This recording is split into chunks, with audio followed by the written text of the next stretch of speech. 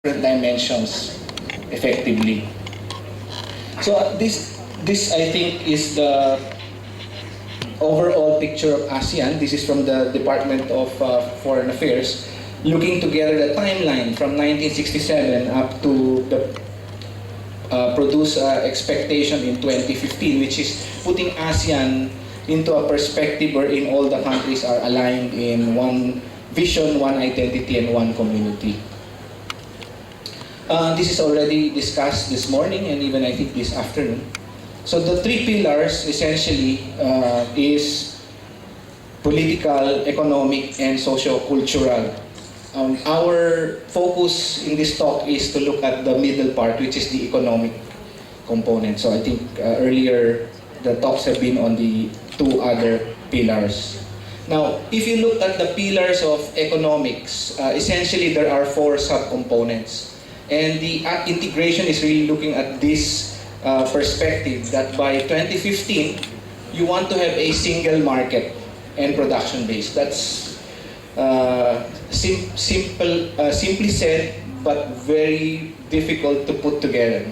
Single market and production base. The second is a highly competitive economic region. Again, very technical in context. And then the third is region of equitable economic development. And fourth, the integration into the global economy. If you look at all four, the key aspect there that has something to do with inclusivity is the third part, which is looking at the possibility that all the member countries in ASEAN are not dominating each other, giving an opportunity to those who are less in development to be able to come up to the ladder and to be part of the integration process. So if they are exclusive to that process, then they will not benefit in the growth cycle of the integration. And on your right-hand corner, your right-hand column, you will see the developments that has happened so far. And as you will see, I think this morning we had talks on the agreement on movement of natural person, which is the services part. So what is going to happen in the economic integration aspect? The issue in the economics part of ASEAN is essentially that member countries have very small markets and there are very high transaction costs.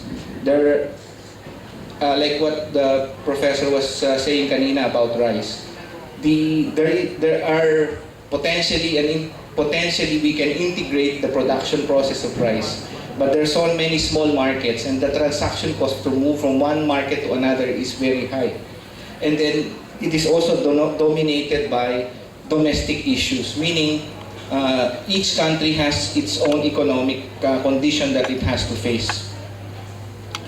So what is going to be happening in a single market and production base? So essentially what you want to see there, this is from the PIDS, that there's going to be a free flow of goods, meaning free entry in and out, and then free flow of services. And I think this was qualified earlier, that the services we're talking about here is skilled labor.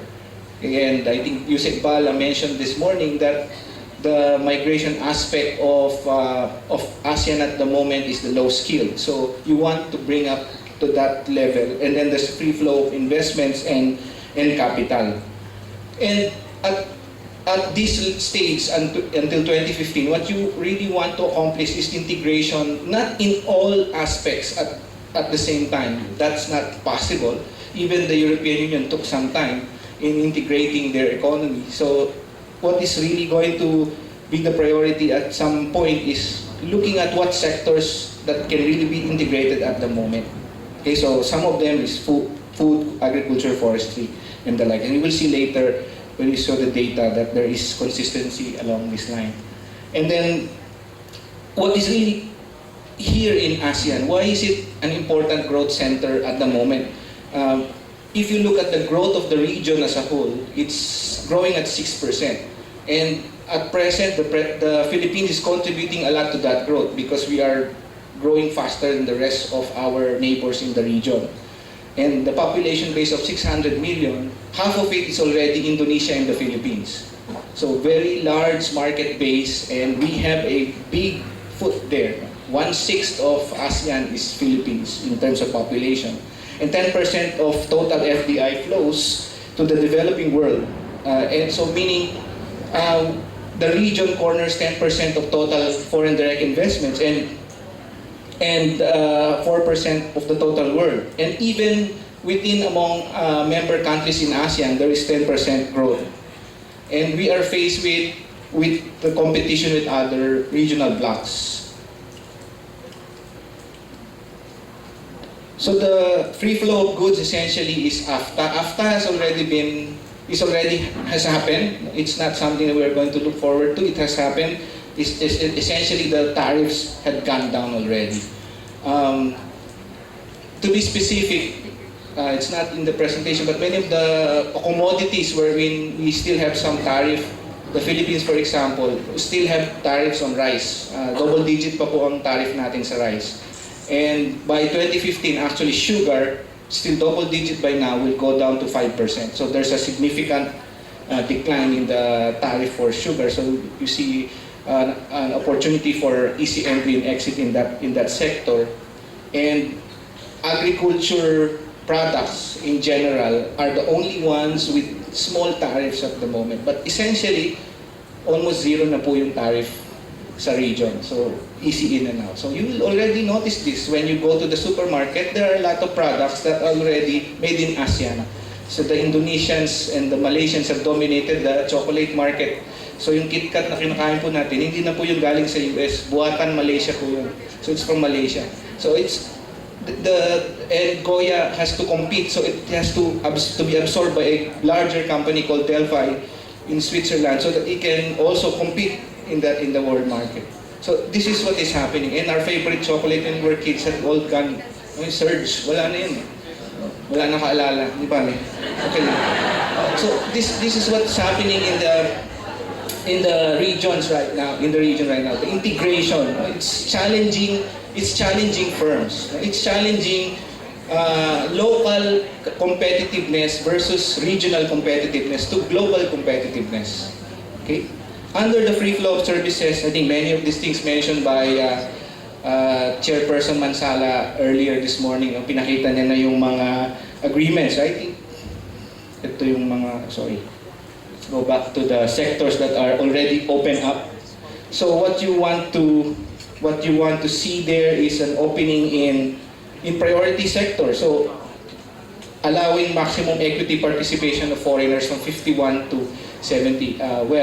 The Philippines, we have a constitutional restriction on the foreign equity participation. So it's an aspect where we have some limitations by our constitution, not by any specific policy, but the constitutional. And then these are the sectors that are already open up, and that's the reason why we can fly in and out now, because of the airfares that have gone down very fast, highly competitive region. And then health is an opportunity also for integration, as you'll see that yung nursing and medical field actually is one of the areas where there is already some kind of an agreement. And then tourism, I'll show you later data where we are lagging behind in some of this, and logistics. Logistics is an area where the Philippines also lag behind significantly, because as you can see, many of the trucks that goes around this country are second-hand used trucks. Okay, so how will you move products faster? So in the other countries in the region, they are using better and faster form of equipment. So the services part, these are the mutual recognition agreements that have already been signed. Engineering, accountancy, nursing, dentistry, medicine, architecture, surveying. I think there are more coming. And also, ASEAN 2015 will allow for different regions or for different countries in the region to connect to the broader economy, not on their own, by using the region as a springboard. So this allows us to compete in what is known as the Regional Comprehensive Economic Partnership, so the RCEP. And right now we have already agreements with China, Japan, Korea, Australia, New Zealand, and India. So that means as a bloc, we have free trade agreements with them. So if you look at it from this perspective, these are exclusive free trade agreements. And as we go on using these kinds of arrangement, we have an opportunity to link to other bigger countries without necessarily negotiating on our own. So we negotiate as a group, and we benefit as a group in this kind of arrangements. In the context, for example, of standards and conformance, you need to have similar wage system, similar policies in terms of accounting procedures. So the finance part, kailangan po maging common. So the capital market development and financial market integration. This is the reason why the Senate recently passed a bill allowing for more foreign banks to enter the Philippines, because we want to be able to capture the potential inflow of a lot of foreign investments in the country. Okay, so and these are the next aspect that we need to go into. ICT, energy. We have imagine if there is an interconnected power system around ASEAN, what will happen to the price of electricity in this country, right? Benefiting, for instance, from the price of electricity in Malaysia and Thailand going down here. So, we have already done it through telecoms. Later, that there is a possibility of integration of that kind. And then intellectual property rights, competition policy, an area where we have very difficult process. In the Philippines, there is no competition policy, meaning firms can outdo each other, no policing in that regard. So monopoly, oligopoly are not very clearly defined unless you have very good competition policies. And then in agriculture, instead of competing with Vietnam, Thailand in terms of producing rice, we can complement each other. Okay? Then consumer protection and taxation. So maybe one day the tax rate in the region will be the same. Okay? So right now, we are not actually the only highest tax. Our maximum is 32, Indonesia is 30. If I remember right, some others are above 20. Vietnam is above 20. But later on, when you start to see that if it has to come to a convergence, because you are allowing movements of people, right? So when you move people, move trading, move services at the same time, then there should be a convergence of taxes as well. So, di ba, mas maganda when all the average tax will probably, since we are on the high side, we probably will experience a decline of the tax rates. Di ba? Okay? So if we are saying that, so what are essentially happening in ASEAN for inclusive growth? As I mentioned earlier, there are 4 sub-pillars of the ASEAN Economic Community, but only one of them is directly addressing inclusive growth, which is the framework for equitable economic development. Unfortunately, if you go into the details of the equitable economic development, it's only talking about one major aspect, which is SMEs, small medium enterprise development. And the rest, parang ano lang, no? You try to improve your own development process. So they recognize that there are development gaps within and among member states.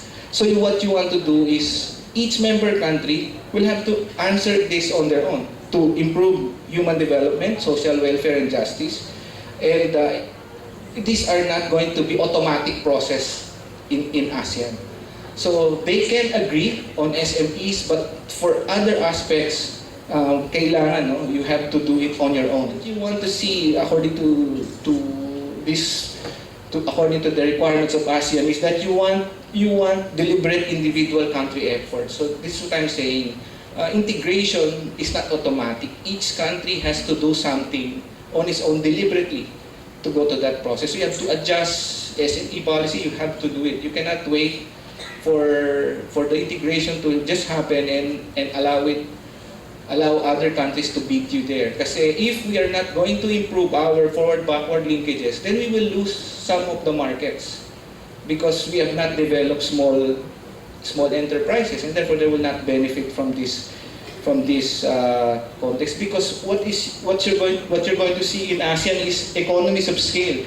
This is about scale economies. But before you reach scale economies, you need small parts that contributes to the scale. So that is where the benefits is going to occur. It's not going to happen in individual sectors. Okay? I think earlier there already discussion, but look at it. Our challenge also in ASEAN is that there is no regional identity in ASEAN. Kanina yung pinag-usapan. There's no common religion, common language, no single landmass. Very unlike the European Union. Okay? So that's a challenge. So the key to inclusive ASEAN growth is that we cannot have a regional redistribution policy. We cannot say all countries must do this in regard to redistributing wealth. It's imperative for each country to do it on their own. Okay, so as a group, they can see the development gap and ask the help of private sector, but essentially, it is the responsibility of each member country. So having said all of this, I will show you some data and just to understand that in the broader context, what we're talking about really here is trade. We're talking about trade. We want easy movement of products and services across countries. And this requires right policies, which are necessary conditions. Right policies. What is it that are necessary for ASEAN to succeed? So each member country must have the right policies on trade. Okay, and then second, it must have, or there's a sufficient requirement that it has institutional framework to do the right policies.